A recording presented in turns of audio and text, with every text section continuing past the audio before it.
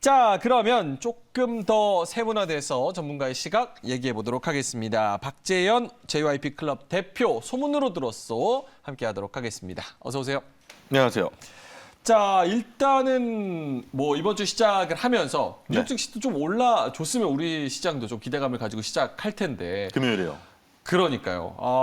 이게 이 정도면 사실 근데 나쁘지 않죠. 나쁘지 않아요? 네, 다행이었죠. 저는 약간 재미는 없는 것 같아서 뭐 많은 분들도 마찬가지겠지만 개별 근데- 종목을 잘 찍지 않는 이상은 좀 재미없는 시장이지 않나. 근데 이게 뭐 하방 리스크가 워낙 크게 있었던 터라서 네. 지금 더 욕심을 부렸다는 건 좀 그렇고 금요일 날 뭐 거의 약간 보합권 근처에서 마무리가 됐다라는 것만으로도 예. 저는 상당히 좋게 보고 있는 상태고요. 원래는 이제 홍다가 뭐 처음에 좀 문제가 좀 심각했었다가 우리는 천운을 맞아서 추석 때문에 놀았죠. 그러면서 이제 좀 크게 한번 하락하는 걸 막았는데 그 다음에 이제 홍다가 달러채 이자를 지급을 못했다라는 소식이 또 들렸단 말이에요. 근데 그 전에만 해도 위안화채는 자기네가 다 해결을 했다 했는데 뭐 해결이 말이 해결이지 밀어놓은 것 같기도 하고. 근데 이게 홍다가 앞으로 돈을 갚아야 하는 이자 지급 스케줄을 보면 네. 많아요. 정말 매달이 있습니다. 일단 그러니까요. 올해 매달 있고요.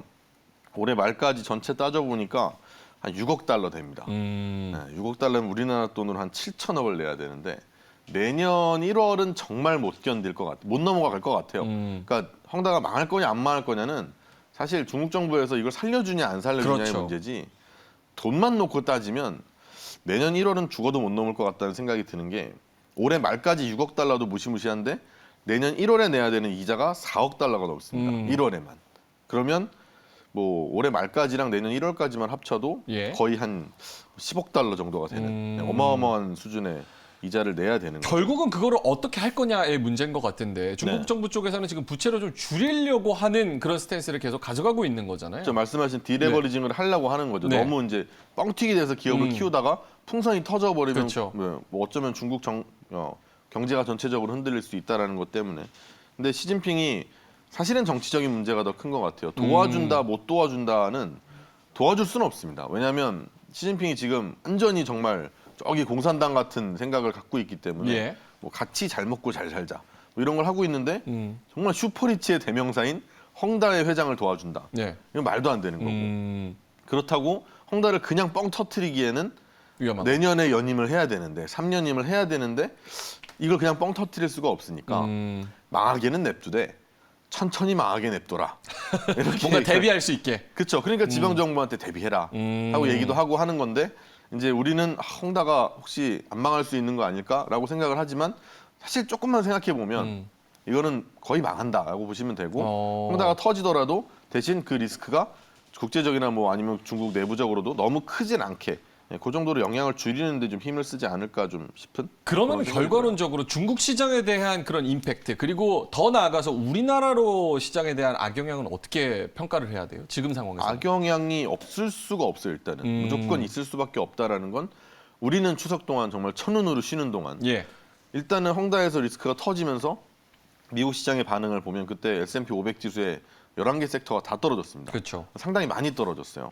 그랬으면은 이게 만약에 또 리스크가 터진다면 매달 이 스케줄이 있기 때문에 그렇죠. 또 불거지고 물론 점점점 우리는 또 타성에 짙어져서 뭐 잘 기억이 안 날 겁니다. 근데 한두 번은 분명히 더 그럴 거란 말이에요. 예. 그럼 하락을 할 때 가장 덜 하락했던 이런 업종을 여러분들이 좀 꼽아 보셔야 되는데 특히 이제 두 가지 측면에서 볼 수가 있어요. 헝다 리스크 때 하락을 했던 기업들을 볼 수가 있고 아니면 그냥 중국이 전체적으로 불확실하고 좀 어수선할 때 네. 그때 잘 버텼던 기업들이나 업종들을 체크를 해보시면 되는데 2000년 이후에 지금부터 한 20년 정도의 통계를 보시면 예. 헬스케어가 가장 잘 버텼습니다. 잘 버텼다. 그러니까 어떤 뭐 업황이나 모든 거를 전혀 빼고 전 중국만 가지고 딱 얘기 말씀을 드렸을 때 예. 헬스케어가 제일 잘 버텼다라는 거 그거를 좀 알고 계시면 괜찮을 것 같고요. 요거를 하나 외워두고 그 다음에 이제 아무래도 중국 터지면 우리도 터진다라는 생각은 안 할 수가 없잖아요. 예. 근데 제가 생각을 할 때는 이번에 헝다의 리스크가 오는 거는 괜찮을 것 같아요. 우리나라 시장에 특히 좀 오히려 기회가 되지 않을까라는 생각을 갖고 있는 게 왜 그러냐면 일단 테이퍼링 시기가 이번에 좀 빨라졌고 금리 인상 스케줄도 좀 빨라질 것 같다라고 하니까 분명히 투자 자산에 대한 기대 수익률은 높아져야 됩니다. 왜냐하면 예. 이 은행에 넣어놔도 이제는 이자를 조금씩은 받을 수 있을 것 같다라는 생각을 사람들이 하게 되면 내가 어디에 위험 부담을 해서 투자를 해놨을 때에 대한 어떤 투자 수익률이 더 높게 보장되어야 된다거나 기대감이 더 크지 않는 이상 사람들이 투자를 안 하게 된다라는 거죠. 그러면 중국의 리스크와 예. 그러면서 뭐 FOMC의 이런 뭐 스탠스라 이렇게 함께 이렇게 보게 되면 두 가지입니다.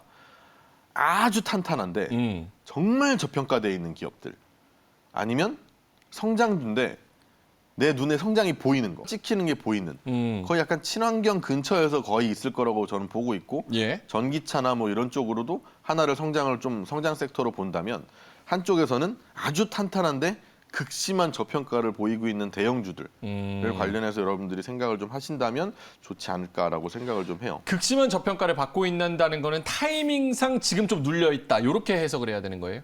뭐 타이밍상도 좋고요. 예. 사실 올해 내내 좀 저평가를 받아온 기업들도 상당히 많기 때문에 그런 기업들 중에서 골라보셔도 좋고요. 알겠습니다. 이런 저평가에 대해서 제가 더 대한민국을 이번에 여러분들에게는 정말 시청자분들에게 예. 기회다라고 말씀을 드리는 게 환율 보시면 답이 있는데 9월이 이제 막 헝다가 어떻게 될지도 몰라면서 막 모락모락 했을 때라고요. 예. 근데 9월 시작 때 우리나라 원화 환율을 나중에 보시면 1154원 5원에서 시작했다가 1190몇 원 갔다가 그렇죠. 지금 한 1180원 왔단 말이에요.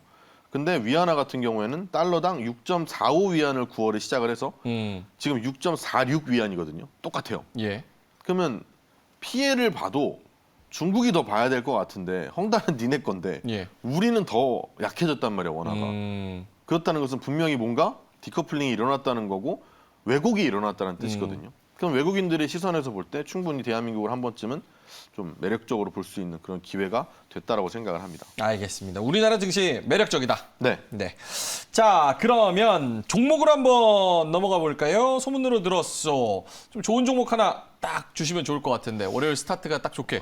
헬스케어 섹터를 얘기를 드렸으니까 예. 그중에서 좀 덩치가 있으면서 두 개의 기업을 좀 말씀을 드리려고 해요. 하나는 SK바이오사이언스고요. 하나는 삼성바이오로직스입니다. SK바이오사이언스 같은 경우에는 이제 우리나라에서 제일 큰 백신 R&D 센터를 갖고 있는 데다가 예. 뭐 자체 코로나 백신을 개발 중이라고 합니다. 뭐 이제 임상 3상에 들어가네 뭐 이렇게 얘기를 하고 있는데 뭐 그거에 대한 기대감도 있지만 사실 제가 SK바이오사이언스에 대해서 좋게 보는 점은 작년에 이제 CDMO 계약을 체결하기 시작했다라는 거예요. 예. 이게 바이오 기업들에게는 사실 제가 좀 전에도 꿈만 먹고 사는 기업들은 안 된다 지금은 그런 성장 섹터는 안 된다라고 말씀을 드렸는데 바이오에서 신약 개발이 사실 그런 쪽에 가장 가깝거든요. 그렇죠. 근데 거기에 발을 담그고 있으면서 그런 기대감을 갖고 있으면서 CDMO라고 하면 어떻게 보면 바이오 기업들이나 뭐 제약 기업들한테는 가장 좀 캐시카우적인 안정적으로 계속 스테디한 공장 셀러. 느낌의 예. 이런 걸 갖고 있는 기업이 이제 SK바이오사이언스고 아직까지는 이 캐시카우가 될 수 있는 CDMO를 조금 미미합니다. 아직까지는 이 SK바이오사이언스에게 좀 미미하지만 그래도 이제 키워가고 있다라는 점에서는 예. 혹시나 뭐 어떤 R&D가 잘못되는 경우가 있었을 때 덜 피해를 볼 수 있는 그런 기업이라는 측면에서는 SK바이오사이언스가 좋고요. 그 기왕 뭐 CMO, CDO 얘기가 나온 김에 예. 사실 가장 대장이라고 보면 삼성바이오로직스가 될 것 같은데 삼성바이오로직스는 지금 뭐 CMO 시장에서는 가장 각광을 좀 받고 있습니다. 뭐 백신이 그렇잖아요. 처음에 백신을 만들게 되면 예. 뭐 바로바로 또 한 번 맞고 끝. 이제 너는 뭐 백신이 됐어 이렇게 얘기를 하면 좋은데 그 항체를 생기게 만든다고 하더라도 만드는 쪽 입장에서도 천문학적인 돈을 투여를 했는데 1년에 한 번, 2년에 한 번 계속 맞아야 되는 예. 그런 백신을 만드는 게 경제적으로도 사실 맞단 말이죠. 이게 무슨 뭐 사회적인 비난을 받을 수 있을지는 모르겠지만 1년에 한 번, 2년에 한 번 계속 주기적으로 맞을 수밖에 없게 만든다면 그러고 있고 그렇다면 그 백신을 만들기 위한 공장이 필요한 건 사실입니다. 그럼 CMO가 상당히 잘 될 수밖에 없고요.